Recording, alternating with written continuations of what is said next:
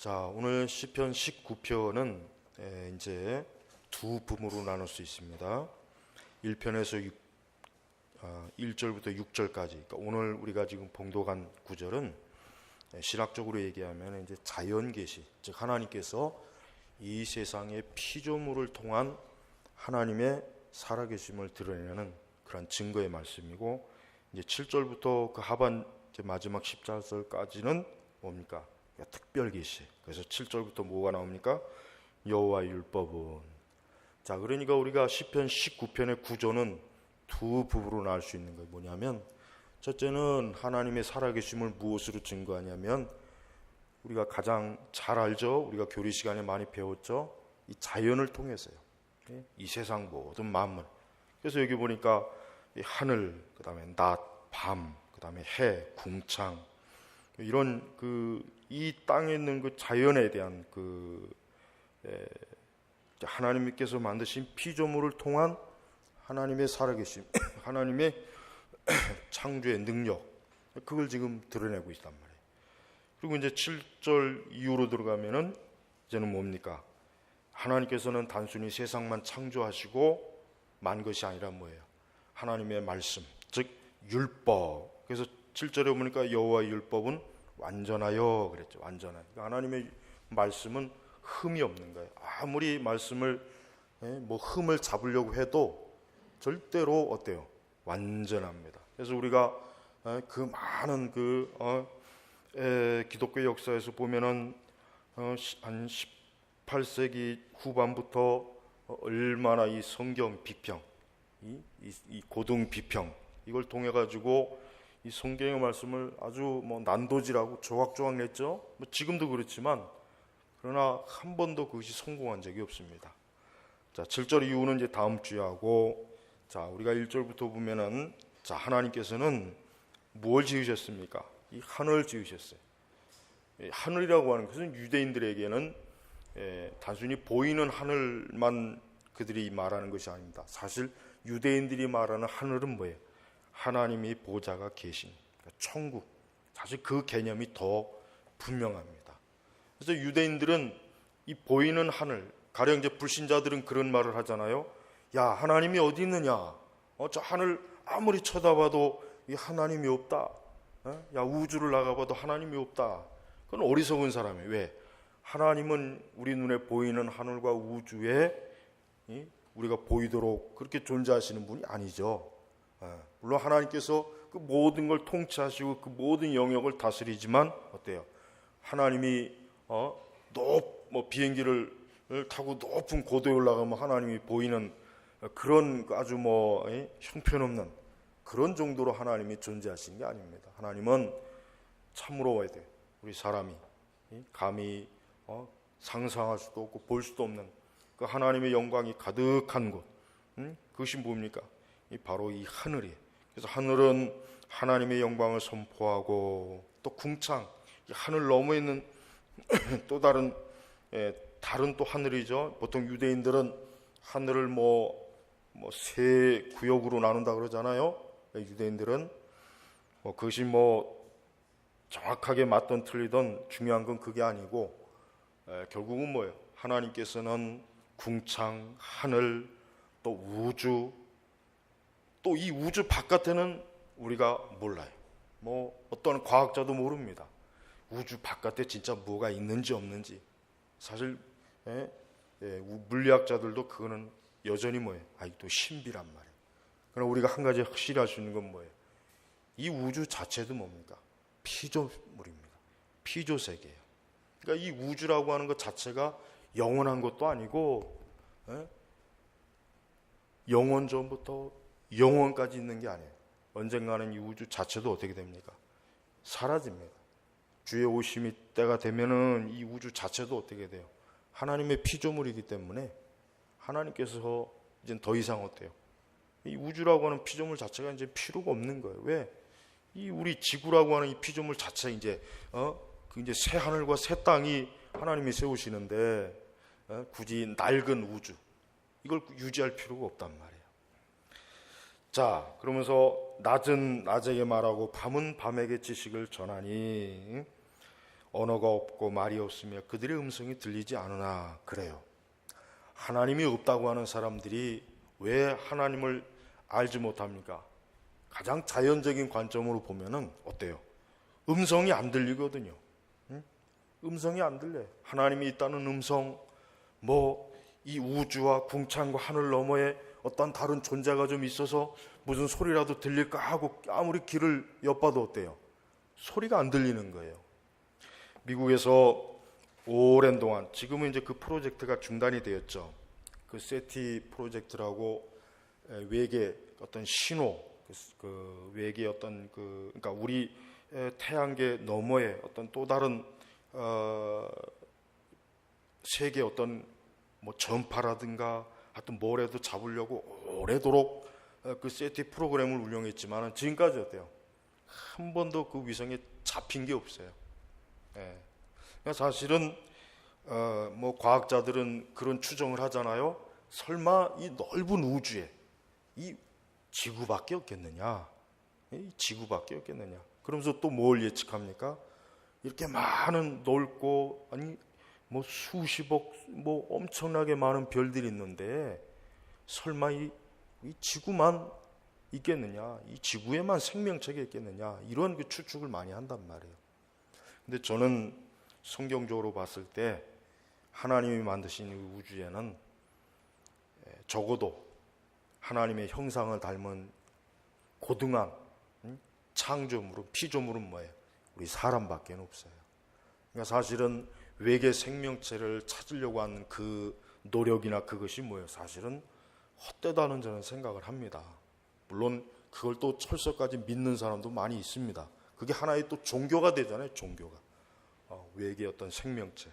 우리는 성경에는 그 외에 어떤 다른 계시가 없어요.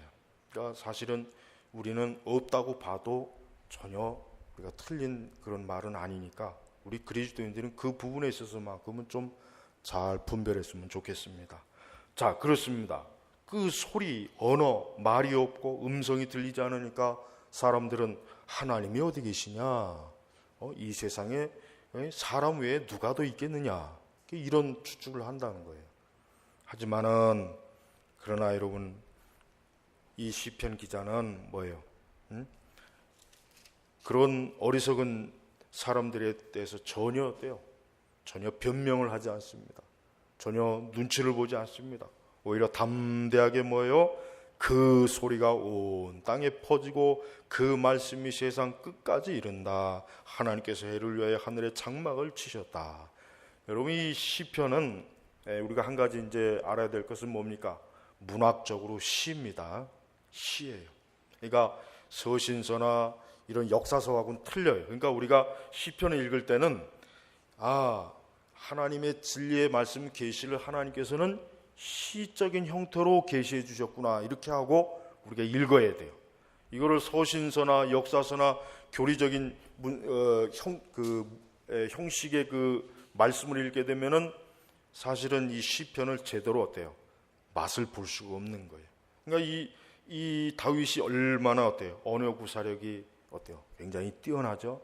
다윗은 그 용맹한 전사이면서도 어때요?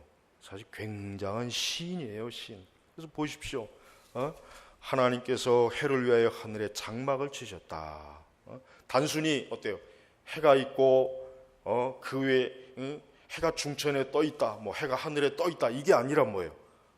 하늘에 장막을 치셨다. 얼마나 이 하나님께서 이 창조한 이 창조의 행위를 아름답게 시적으로 사실은 표현한 겁니다. 그러면서 해는 신방에서 나오는 신랑 같고, 여러분 뭐 정동진이나 이런데 가면은 뭐 해가 떠오르는 거 그걸 보면은 뭐 저는 뭐 직접 보지는 못했지만 우리가 뭐 이런 텔레비전이나 이런 영화에서 보면은 해가 이렇게 환히 떠오를 때 어때요? 그 주변이 굉장히 밝대잖아요. 해 빛으로 인해서 그 어두웠던 그 새벽에 해가 저 수평선 끝에부터 조금씩 올라올 때 환해지는 거예요. 지금 다윗이 그거를 얘기하는 것입니다. 그러니까 해는 신방에서 나온 신랑 같고 그 길을 달리기를 기뻐하는 장사 같아서 하늘 이 끝에서 나와서 하늘 저 끝까지 운행하니. 예? 여러분, 이 제가 아까 얘기했지만은 이 표현은 시적인 표현이에요. 그러니까 우리가 보기에 어때 해가 움직이는 것 같죠? 우리가 보기에 해가 움직이는 거예요. 물론 과학적으로는 지구가 움직이는 거잖아요. 그러나 다윗은 어때? 이거를 시적으로 표현한 거예요. 여러분, 시인들의 그 시를 보면은 그 시를 과학적으로 논리적으로 분석하는 그런 멍청한 사람이 어디 있습니까? 그건 정신 나간 사람이죠. 시라고 하는 것은 시적인 표현으로 이해하는 거란 말이에요. 옛날에 그러니까 이 성경을 비판하는 어리석은 학자들이 뭐라 그랬어요? 야, 어떻게 해가 하늘 이 끝에서 저 끝까지 움직이냐? 지구가 자전과 공전을 하는 것이지. 그러니까 그 사람들은 시를 시적으로 못 보는 거예요. 다윗이 지금 그걸 얘기하려고 하는 게 아니죠. 뭡니까? 하나님께서 지은 그 해가 어때요? 마치 장사같이 하늘 이 끝에서 저 끝까지 그 빛을 바라면서 환히, 그러니까 다윗이 그걸 보면서 저것을 창조하신 하나님이 얼마나 위대하시고 얼마나 영광스러울까, 그걸 지금 말하는 것입니다. 자, 여러분, 오늘날에는 이 세상을 이해하는 관점이, 특별히 대다수의 사람들이 관점이 어떤 관점입니까? 아까 제가 얘기했죠. 자연주의적인 관점이에요. 그러니까 자연주의적인 관점이라는 얘기는 뭐예요? 이 세상의 피조물 스스로가 형성이 된 거예요. 저 해도 스스로 언제인지는 모르지만 저 해도 저절로 만들어진 것이고, 이 지구도 저 달도 흙도 사람도 동물도 식물도 뭐요? 자연주의, 즉 저절로 생겨난 거예요. 자연적으로. 가장 쉽게 얘기하는 거예요. 자연주의라는. 그러나 우리 성도들은 어떠합니까? 하나님이 창조하신 거예요. 여러분, 지금 다윗은 하나님의 창조에 대한 것을 어때요? 그 창조의 능력과 영광을 찬송하는 거예요. 지금 다윗이 찬송을 하는 거란 말이에요. 그래서 다윗은 지금 자기 마음에 하나님이 그 하늘과 이 낮과 밤, 그 다음에 그 태양, 이런 것들을 보면서 어때요? 하나님께 감사와 영광으로 하나님의 그 창조의 능력을 어때요? 높이는 거란 말이에요. 높이는 거예요. 자, 그런데 바울은 바로 이와 같은 하나님의 이 영광스러운 창조의 능력을 부인하는 사람들에 대해서 바울이 어때요? 책망을 했어요. 자, 우리 로마서 1장 우리 20절부터 우리 23절까지 보겠습니다. 자, 보세요. 바울은 이 영광스러운 하나님의 창조의 그 능력과 권세와 행위를 부정하는 어리석은 자들을 지금 책망하는 어때요? 말씀을 여기 지금 썼어요. 자, 한번 보겠습니다. 자, 20절 보면은 세상 창조 때부터 그분의 보이지 않는 것들, 곧 그분의 영원하신 능력과 신성이 그분께서 만드신 만물을 통하여 분명히 드러나 알게 되었으므로.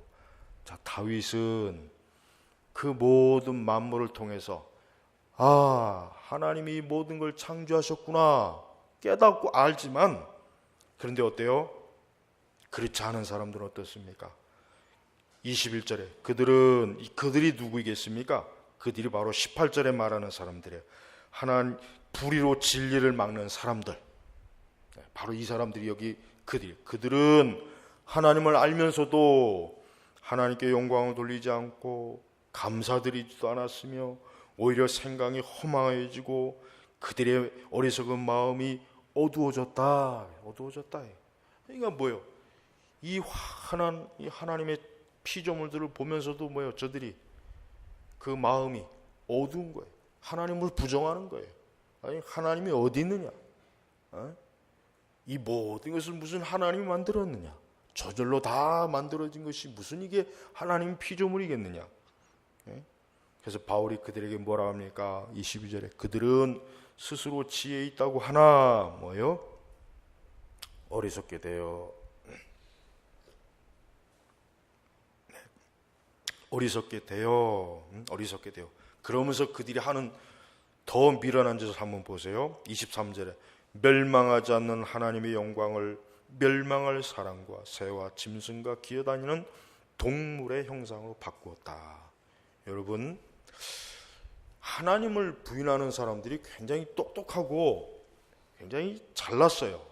근데요, 그들이 그렇게 똑똑하고 잘나지만 그러나 그들이 사는 인생을 사는 삶의 태도를 보면은 멍청합니다. 어리석습니다. 미련합니다. 네? 그러니까 그렇게 하나님을 부정하고 하나님의 영광을 부정하고 하나님의 창조의 능력을 부정하는 그들이 어디 한번 얼마나 그렇게 하나님을 부정하고 어떻게 얼마나 참 멋있게 제대로 인간답게 사느냐 보았더니 천만에요. 그들은 그렇게 살지 못합니다. 그러면서 24절부터 계속 그런 자들이 무슨 짓을 저질러요? 그런 자들이 부끄러운 죄악들, 어리석고 미련한 죄악들을 줄줄이 쭉 나열하잖아요. 여러분, 하나님 믿지 않는 사람들이 사실 큰 소리 뻥뻥 치고 저들이 다양한 방식으로 하나님이 어디 있느냐, 예수님이 어디 있느냐, 인간에게 구원이 어디 있고 심판이 어디 있고 멸망이 어디 있느냐, 지옥이 어디 있고 천국이 어디 있느냐, 저들이 이렇게 얼마나 자신만만하게 저들이 떠듭니까? 그러나 그들이 실제적인 삶은 어때요? 어리석고 미련해요. 그래서 하나님이 18절에 하나님의 진노가 누구에게 내린다 그랬냐면 그런 자들에게 내리는 거예요. 불의 뭐예요? 불신앙, 무신론, 반기독교적인 거, 성경을 믿지 않는 거, 하나님을 대적하는 거, 이게 다 불의란 말이에요. 그 불의로 뭐예요?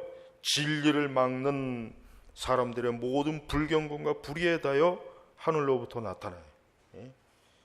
이게 하나님의 진노가 그런 자들에게 나타나는 거예요. 여러분, 하나님을 우리 성도들은 어떠한 사람입니까?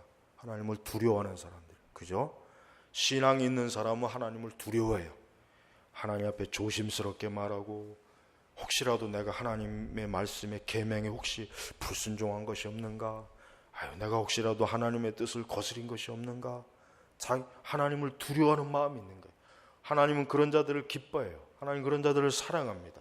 그들은 하나님에 대한 믿음이 있어요. 그렇지만 어때요? 불의한 자들은 어때요? 그들은 담대해요.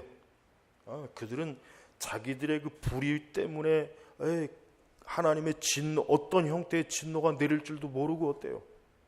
담대한 거예요. 여러분, 그것은 하나도 좋은 게 아니죠. 그거는 절대로 축복이 아니죠. 그거는 조금도 부러워할 만한 게 아니죠.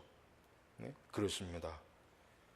바울 사도는 이 구약에 있는 이 다윗의 이 시를 보고 어때요?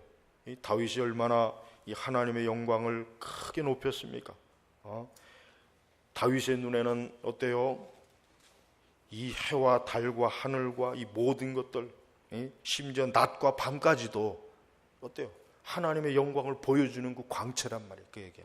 그러니까 다윗은 이 세상 모든 어디를 둘러봐도 어때요? 하나님의 그 살아계신과 능력과 영광이 다 보이는 거예요. 다 보이고 그걸 통해서 하나님을 어때요? 깨닫게 되고 알게 된 것입니다. 그래서 우리가 성경을 통해서도 하나님을 알아야 되겠지만 우리 신자들은 어때요? 이 세상의 모든 자연을 통해서도 어때요? 하나님의 역사와 능력. 여러분, 우리가 또 이걸 알아야 됩니다. 세상 사람들은 그런 비난을 하죠. 예를 들면 지진이 일어나서 많은 사람이 죽어요. 그러면은 사람들은 그러잖아요. 야, 하나님이 있으면은 왜 지진이 일어나냐? 하나님이 계시면 왜 이렇게 지진이 일어나서 이렇게 많은 사람들을 죽게 하느냐?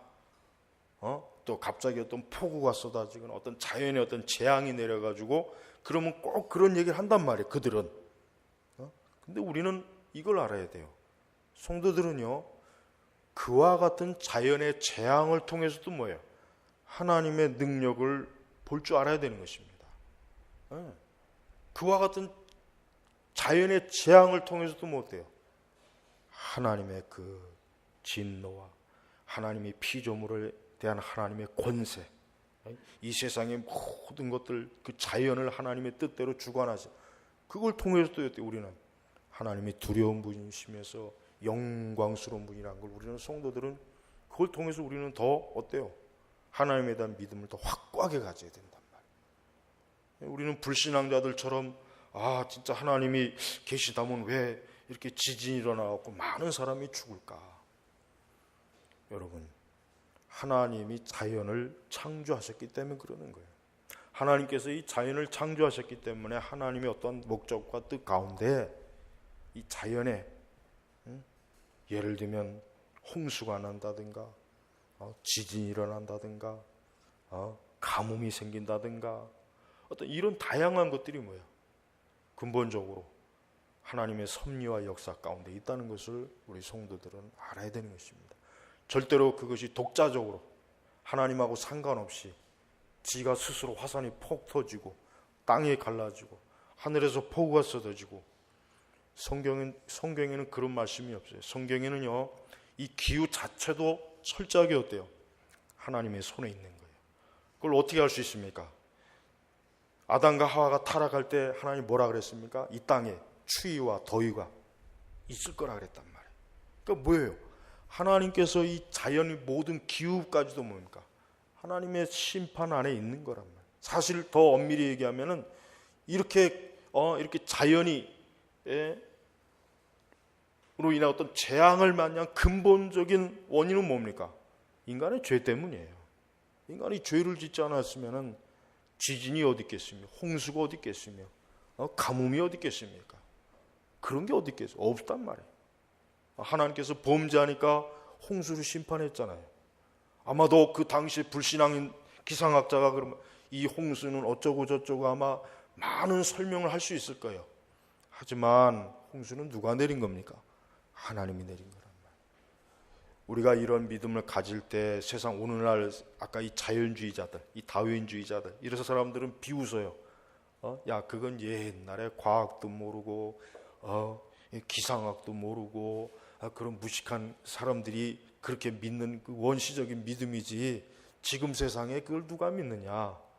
그러나 그들은 실제로 어리석은 뭐예요? 그들이 더 어리석은 겁니다. 그들이 더 사실은 왜요? 우리가 과학을 부인하는 건 아니에요. 우리가 뭐 이 세상의 자연의 그 어떤 과학이나 자연과학이나 기상학이나 이런 걸 우리는 부인하는 게 아니에요. 뭐가 중요합니까? 만물의 기원이 누구에게서 비롯되었느냐, 이걸 얘기하자는 거예요. 그렇죠? 이걸 얘기하자는 것이지 우리가 뭐 예수님 믿는 사람들은 그저 무식하게 아무것도 안 배우고 그런 거 다 필요 없다, 그렇게 신앙생활 한다는 것은 그건 잘못된 거죠. 그렇죠? 그건 그렇지 않습니다. 우리는 이 세계의 모든 것들을 살펴볼 때요, 제일 중요한 게 뭡니까? 제일 원인이 뭐냐 이거예요. 이게 중요한 거예요. 여러분, 이 세상에 있는 지혜 있는 사람들은요, 제일 원인 그 직전까지는 굉장히 잘 알아요. 탁월해요. 그들은 분석력과 그 능력이, 그 과학 능력과 탁월합니다. 그러나 그 이상 넘어가면 이제 캄캄합니다. 왜요? 없어요. 무예요. 아무것도 없는 거예요. 그냥 자연이 지가 알아서 생겨났다, 이 정도밖에 안 되는 거예요. 하지만 우리 그리스도인들은 제일 원인 뭡니까? 하나님이 세상을 창조하셨고, 하나님이 우주 만물도 창조하셨고, 하나님이 우리 사람도 창조하셨고, 그래서 이 모든 근원이 우리 하나님에게 있는 것이다. 그러니까 우리 사람이, 그래서 아까 바울이 그런 거 아닙니까? 바울이 그래서 그들은 하나님을 알면서도 하나님께 영광을 돌리지 않고, 바로 그게 문제예요. 열심히 과학 공부하는 거 나쁜 거 아니에요. 열심히 물리학 공부하는 거 나쁜 거 아닙니다. 그러나 하나님을 인정하지 않으면 그건 잘못된 거예요. 하나님을 인정하지 않으면 그걸 잘못된 거예요. 아무리 노벨상을 받은 학자라도 그가 하나님을 믿지 않는 사람은 그 사람은 어떤 사람입니까? 어리석은 마음, 스스로 지혜 있다 하는 어리석은 자예요. 왜? 그가 연구하는 모든 근원의 첫 근원자 되시는 하나님을 인정하지 않는 상태에서 그가 아무리 뛰어난 것을 연구한다고 해도 결국은 뭐예요? 부족한 연구란 말이에요. 성도들은 절대로 여러분, 세상 사람들이 우리의 믿음과 신앙을 조롱하고 비웃는다고 해서 거기에 조금이라도 신경 쓸 필요가 없어요. 왜? 하나님을 알지 못하면, 하나님을 아는 것이 뭐라 그랬습니까? 지혜의 근본이라 그랬단 말이에요. 하나님을 알지 못하면 아무리 세상 우리가 많은 지식과 많은 철학과 많은 과학을 안다고 해도 어떻게 됩니까? 인간이 불행합니다. 소망이 없습니다. 그것 가지고 아무것도 할 수 있는 게 없어요. 바로 그거예요. 우리가 하나님을 온전히 믿고 그 하나님이 만물의 근원자의 조성자라는 것을 믿으면서 우리가 그분의 아들 예수 그리스도를 섬기면서 우리는 이 세상의 모든 것들을 어때요? 다 이해할 수 있고 누릴 수 있는 겁니다. 그게 진정한 인간의 삶이에요. 그게 완벽하고 가장 온전한 삶이에요. 하지만은 하나님을 알면서도 그 하나님을 인정하지 않는 것, 하나님이 지으신 모든 것들에 대해서 부정하고 불신앙적으로 철저하게 배격하면서 그러면서 이 세상에 있는 모든 것들을 다 정복하고 탐구한다고 해봐야 그 사람은 결국은 한계가 있는 거예요. 결국은 끝이 있는 것이란 말이에요. 우리는 이 성경의 말씀 읽을 때마다 절대로 불신앙에 빠지는 것이 아니라 오히려 뭡니까? 우리는 더 하나님의 말씀으로 인하여 하나님의 살아계심을 더 확신할 수가 있는 거예요. 특별히 19세기에 많은 그리스도인들이 실족했어요. 왜 실족했냐? 이 과학 때문에 많이 실족했어요. 그들은 성경의 말씀을 철석같이 믿지 않고 새로 발견한 과학, 새로 발견한 누군가의 발명, 여기에 마음이 빼앗겼어요. 그것으로 인해서 마음에 불신앙이 찼어요. 얼마나 어리석습니까? 우리는 앞으로 이 세상에 주님 오시는 그날이 언제일지는 모르겠지만 우리 성도들의 믿음은 참된 믿음입니다. 우리가 하나님을 믿는 믿음, 하나님의 아들 예수 그리스도를 믿는 믿음, 또 우리가 장차 하나님 나라에 가서 영생을 누리는 이 믿음, 또 우리가 이렇게 하나님께 예배드리는 이 믿음, 이건 분명한 영원한 진리요, 이거는 존귀한 것이에요. 그러니 우리 성도들은 그 어떤 일에 있어서도 마음이 흔들리지 말고 오히려 더 하나님을 경외하고 하나님을 사랑하고 하나님을 영광스럽게 하는 그런 사람으로 우리의 신앙을 어때요? 견고하게 해야 돼요. 우리가 하나님을 찾으면은 하나님 우리를 만나 주신다고 했습니다. 하나님은 살아계시지 않는 분이라면은 그분을 불러봐야 대답할 수가 없단 말이에요. 그러나 하나님은 살아계시기 때문에 우리가 그분을 찾고 구하면 그분은 우리를 만나 주신다고 했어요. 우리 이 약속의 말씀을 믿고 우리가 사는 것입니다. 이게 우리의 신앙이 우리의 믿음입니다. 여러분의 이 신앙과 믿음을 더욱 견고하게 하시고 가면 갈수록 우리 성도들의 신앙을 여러 형태로 뒤흔드는 일들이 많이 일어나겠지만 우리는 요동하지 않고 굳건하게 하나님의 은혜 안에 말씀 안에 우리는 잘 뿌리내린 그런 복된 영혼들이 되시길 주의 이름으로 축복합니다. 기도하겠습니다. 아버지 하나님 감사합니다.